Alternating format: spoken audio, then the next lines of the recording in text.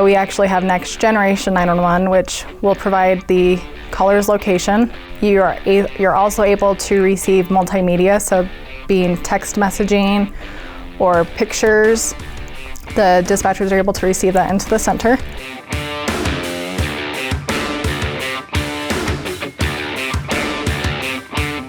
Welcome to Shooting Straight with Brad and David. I'm David Clouse, your Navajo County Sheriff. And I'm Brad Carlyon, your Navajo County Attorney. And this month we're joined with Caitlin Montoya from the Navajo County Sheriff's Office. Caitlin serves as our communications, our dispatch supervisor. And this week is National Public Safety Telecommunicators Week. Yes. Did I get that right? You did. Often referred to as just Dispatch Week or Public Safety Dispatch Week. Yes. Caitlin, thank you for being here. Thank you guys for having me. First of all, thank you for everything you do within the responsibilities of the Sheriff's Office and public safety as a whole throughout the county. The work that you do and your team does provides a crucial role, and we're going to get into that a little bit and why we celebrate the work you guys do, but more importantly, we're going to talk a bit about what it all entails and all the technology that comes with it. But first, tell us a little bit about you, how long you've been with us, what you guys do, and kind of your job responsibilities. Okay, so I have been employed with the Sheriff's Office since 2013, so I'm approaching my 12-year work anniversary next month, actually. I started as a line level dispatcher and worked my way up. I became a supervisor, and then I promoted and became the manager. So I oversee all of the dispatchers within the Sheriff's Office. They answer 911 non-emergency phone calls. They enter all the misdemeanor warrants for the Navajo County Sheriff's Office as well as Holbrook Police Department. They enter all of the felony warrants that originate from within the county. So that can come from Pine Top Police Department or Snowflake Taylor or DPS. We serve Holbrook Police Department, Holbrook EMS, Holbrook Fire, all of our county deputies. We also dispatch for our animal control officers and our medical examiners, and we do assist with the Forest Service, so they are pretty busy in there. So with all those people, how many dispatchers do you have on duty at any time? Now that we're fully staffed, we try to have 3. Previously it was one from 10 p.m. to 10 a.m., but now we have 2 to 3 at all times, so they're able to keep up and get those call answer times answered within the national standard. So, because what you mentioned in your introduction, you're doing more than just the Sheriff's Office. Correct. You're providing this service for several entities. So there's something also referred to the responsibility that's on your shoulders. We have what we call a PSAP. Yes. Tell us a little bit about that and how the state system works and how it's kind of ran through counties and distributed for public safety through all that. The organization behind it, I guess. Okay. So I am the PSAP State Administrator for Navajo and Apache County. So I act as the liaison between Apache County Sheriff's Office, the Navajo County Sheriff's Office, Shoalo's Communications Center, as well as White Mountain Apache Tribal Police and Winslow Police Department. So I'll coordinate a lot of the projects, and if anything comes up, I'll kind of direct it up to the State 911 office or down to the PSAPs. I'm responsible for overseeing the monthly 911 bills. I have to submit the budgets every year for all of these PSAPs. You mentioned 911 bills. Is there a billing process involved? There is. Who gets billed and how? So each citizen that has a cell phone or a landline in the state of Arizona, they have a 911 tax on that.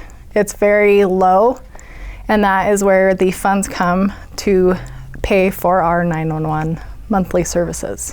You've been doing this for 12 years, and I know just from my end of the criminal justice system, there's been a huge change in technology. What have you seen? So when I first started, we had what we called basic 911. So if I had a cell phone and I called, the telecommunicator could not see where I was. They can now? They can. We actually have next generation 911, which will provide the caller's location. You're also able to receive multimedia, so being text messaging or pictures. The dispatchers are able to receive that into the center. So it's changed a lot since when I first started. I can sure see the value of that location with somebody calling and then not being able to communicate because of a perpetrator. You can tell law enforcement exactly where to go. Correct. You know, I want you to correct me if I'm wrong here, but we often do town hall meetings and we talk about the work that you guys are doing, how to get a hold of the sheriff's office, not emergency, and I say location is the first thing we always want, right? Yes, because if the call gets disconnected, at least we have a location to send our responders to. And then your second call is what type of services do you need? Correct. Right on a 911. So location is key. It is. In that, and the technology that we now have through cell phones. Yes. Reduces response times. And it does. Yeah. With the old landlines, we had that location information because you knew the physical location that landline was tied to. Yes. Yeah.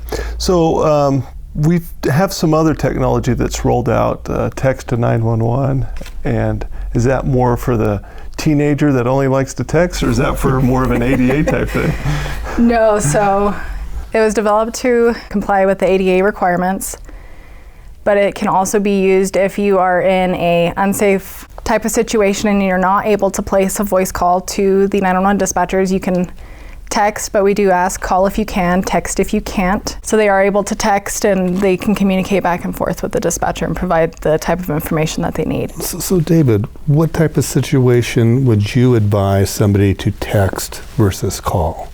You know, there's that joke, people say blink twice if you need help, but on a more serious note, there's family, domestic situations, there's the kidnapping, there's the abduction type calls where you have that, and people, we have our cell phones in front of us, and people will text those locations, what they'll do, they take screenshots. There's a lot of more live feed, or I don't know if that's the right word, information that we now get through that type of technology. So to do that text, do you just put in the number as 911 and then write your message? Yes, sir. So do not include any emojis or abbreviations, just so it's a little bit easier for the telecommunicator to understand what's going on. But you would just put 911 in the to field and text the location of your emergency, and the dispatcher will guide you on what questions they need asked, and you can answer back. A couple of years back, we actually had a situation along I-40 where there was a domestic in a car. The gal tried to call,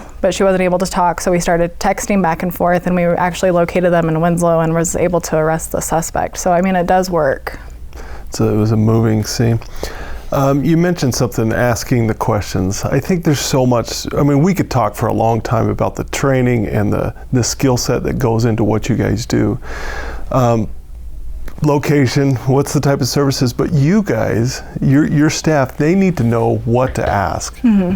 Because if I was on the console, or Brad and I were on the console, we got the question, we'd probably freeze up if we didn't have that type of training, right? Right. What do you guys, how do you do that? If it's medical, if it's the scenario you just said, what type of aids or what type of training do you do or just to help? To calm them down so we can get the information out, because they're in oftentimes a traumatic situation. So our training program lasts about 6 months because there's so much to be learned in there. But we are actually getting ready to implement APCO's and telecom programs, so that's standardized call taking protocols, not only for law enforcement, but it'll include fire and medical. So it has a set guideline of questions to be asked on each call. So the dispatcher will put the nature in after they get the location, and then it'll start popping up with questions to be asked to kind of determine what the responders will need. So more technological advancement to make it more effective.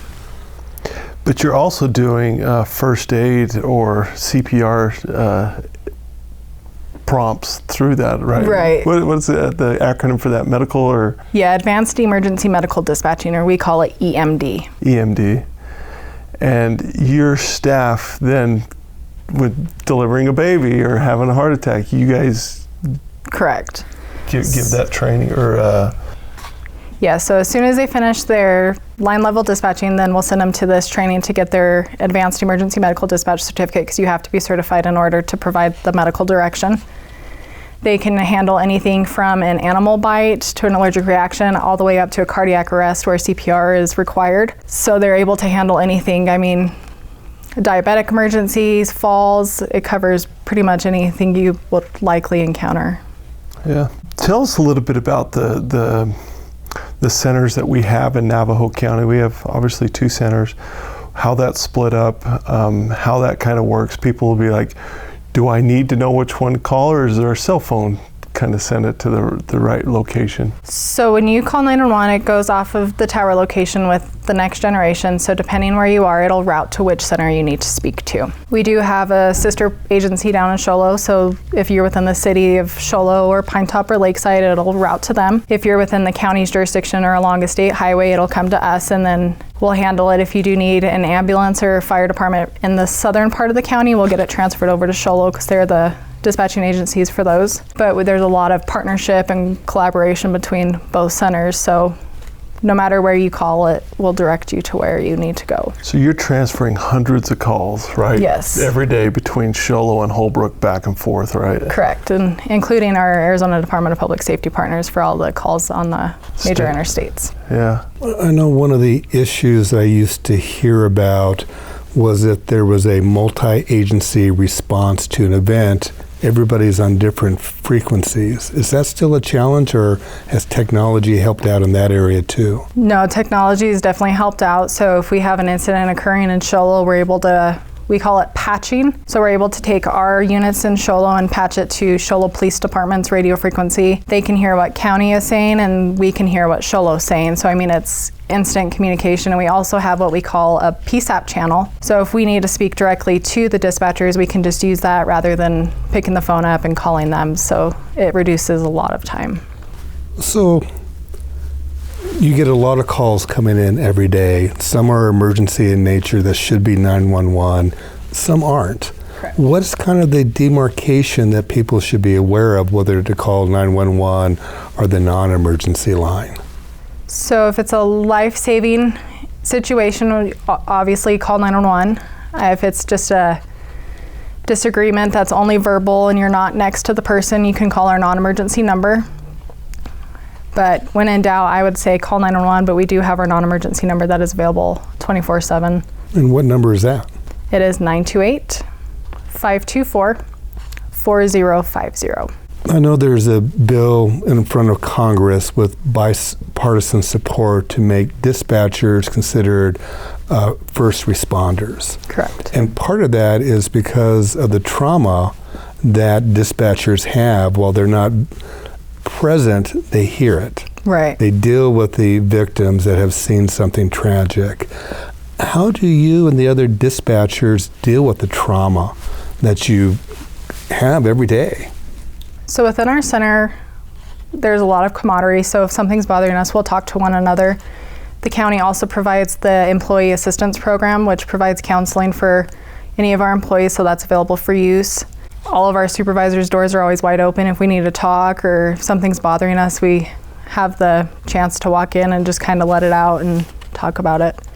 We try to promote healthy eating and exercise. We actually have a treadmill in our center just to get the dispatchers up so they're not sitting all day. Different types of things to keep the brain and everyone healthy and performing the best they can. Is burnout a problem that you have? Sometimes, yes. When we were short-staffed, there was a lot of overtime hours and stuff, so we're trying to get the dispatchers the breaks they need and allow them a couple minutes out of the chair and get some fresh air, but it does happen, yes. Yeah, that's a great question you asked, Brad, about I know Caitlin's been a strong advocate for all her employees, because I learned this lesson as a deputy. We get dispatched these calls, and Caitlin and others that kind of grew up in the agency together, they would call, hey, how did that call end up resolving? And I thought it was out of curiosity, but it was always for their own wellness. I mean, they were like, I remember it started this way, it kind of ended, but it's just repetitive. And I know Caitlin is advocating for these not just so they can be called first responders, but that they get the benefits that are associated with that through state or through the county and stuff like that.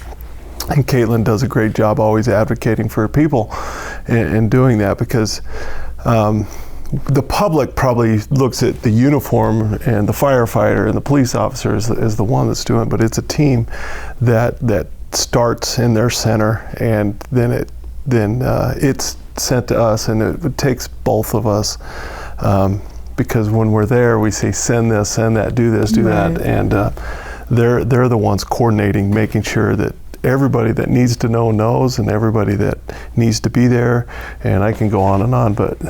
Yeah, those really big critical incident types of calls, the dispatchers are starting to go to the critical incident stress management debriefings after these types of calls. With the law? Yeah. Right, and that's with everyone involved, so whether that's the dispatchers, the police or deputies, or the fire medical personnel. And it just kind of goes over the whole incident as a whole, and they're able to discuss what was bothering or what could have done better or what was done really great.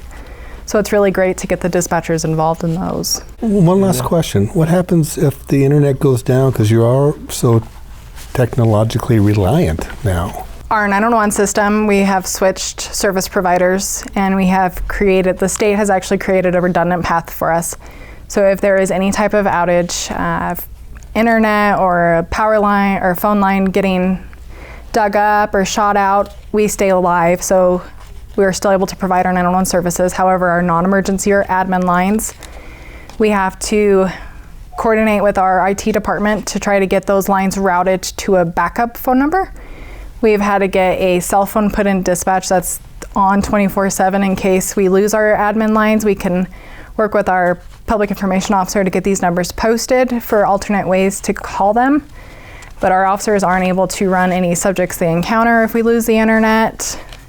It definitely takes a toll on them, but we're trying to work through ways to make it better and provide these services to our citizens. Yeah, I just kind of add to that. Technology is so critical. It's so helpful. We get a lot done, but it also makes us so dependent if it gets triggered.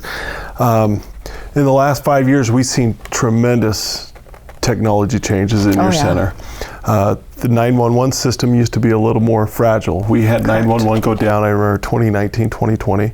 We've had it go down a couple times like that for too long. Right. The state was able to get that. We've had it. It's very stable now.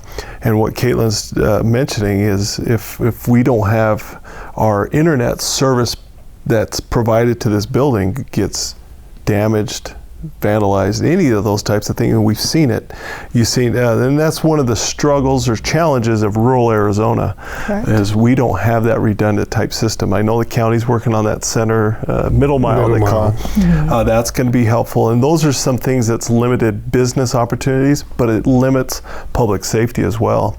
And Caitlin's center often goes down because of our providers not in there, and that's something that we work on, or I work on from my position, putting pressure on these providers to have more reliable, working with legal advisors, working with the state, working with all these to say this has got, I know there's redundant systems in Phoenix and those larger cities. Why don't we have it here, and why are we that? But those are the challenges we work through. If you took your center 5 years back, you probably would just laugh at the abilities you have now and the time-saving measures. But there's so much about this. I never thought I would be working where I'm able to communicate with the caller and have video footage coming in so I can see if a vehicle collision or a fire, I'm able to see that live to update to my responders to give them the best information they can have. I never thought I would have that. So. And the transferring of information was one, the little I know about what you deal with every day. The transferring of information between all the centers was so delayed. Now it's more, correct. It's more speedy, and that's one that is the deputies in the field, we see it firsthand, and it's pretty responsive, so it's really good. Well, again, Caitlin, thank you to your team. 24 hours, 7 days a week. You guys have done it short-staffed.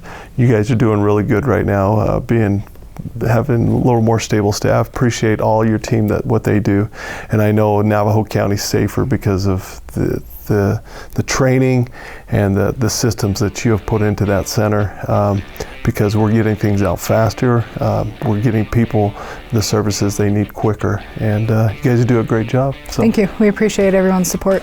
Yeah, well, thank you for joining us this week as we talked about dispatch centers and celebrated the work that our telecommunicators do within public safety. And we will see you all next month.